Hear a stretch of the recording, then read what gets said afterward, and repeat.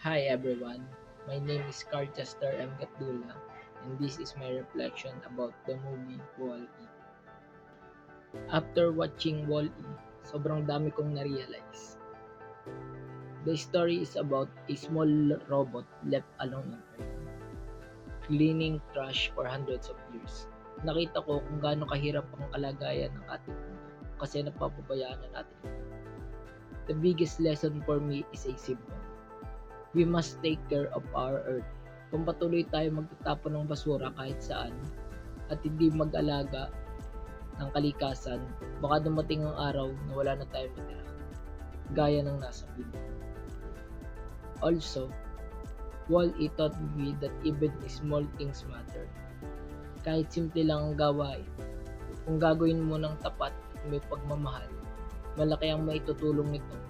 Hindi rin tayo dapat masyadong umasa sa technology na nakakalimutan na nating mag-alaga sa isa't isa at sa ating kapaligiran.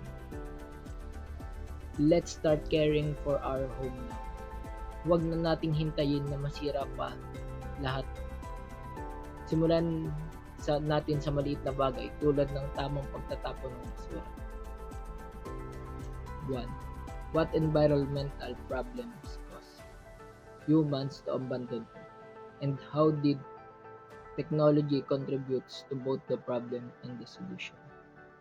Iniwan nila ang Earth kasi sobrang dumi na nito, puno ng basura at wala nang tumutubong halaman. Technology made it worse. Kasi gumawa tayo ng maraming gamit pero hindi inayos ang waste. But tech also help.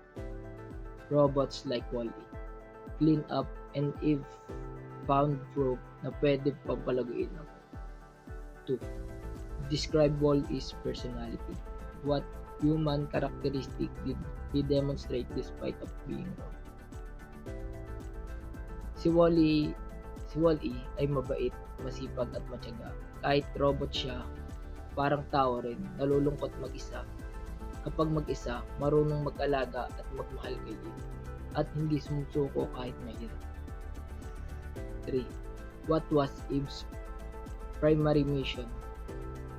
How did her mission affects the event of the story? Ang mission ni Eve ay maghanap ng halaman sa Earth.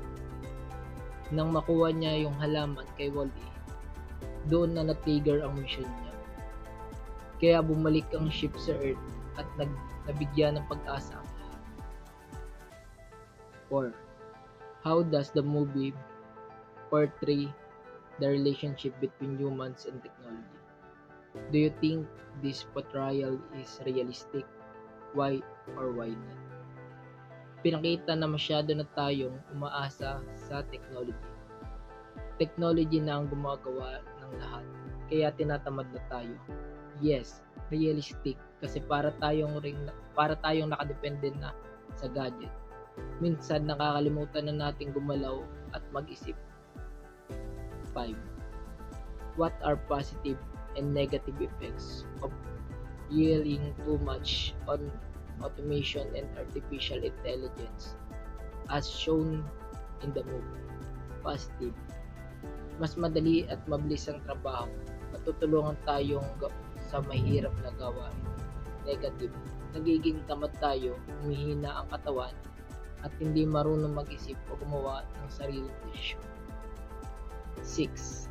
The actions autopilot. Auto continued following its programming even when it conflicted with human interests. What lesson does this teach about designing intelligent systems?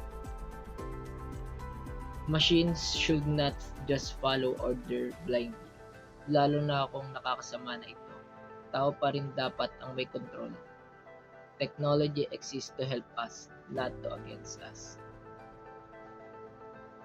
7. As a future computer engineering or IT professional, what responsibility do you have in developing technology that benefits society without creating harmful dependence?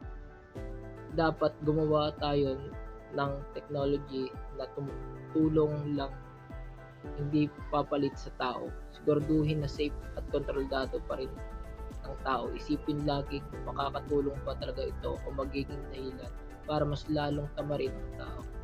8. What values or life lesson do you learn from Wall-E? How can you apply this lesson in your daily life and future career? Natutunan ko na alagaan ang kalikasan, maging mabait, tapat, kahit walang nakatingin, at huwag umasa lahat sa technology sa araw-araw. Huwag magtapon kung saan-saan at bawasan ng oras sa gadget, sa trabaho. Gumawa ng technology na makakatulong sa mundo. 9. If you were one of the engineers responsible for designing the Axiom system, what the improvements would you make it ensure that humans remain in control of technology? Sisiguraduhin na tao pa rin ang may huling pasya. Dapat may updates kapag may bagong information. At walang makina na pwedeng itago ang katotohanan o laban ang kagustuhan ng tao. 10. In your own opinion, should artificial intelligence always remain under human supervision and control?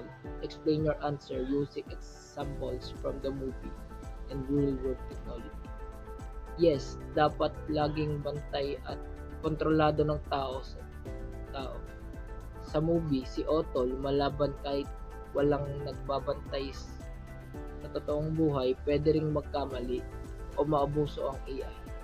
Dapat tao pa rin ang boss at AI ay katulong lamang.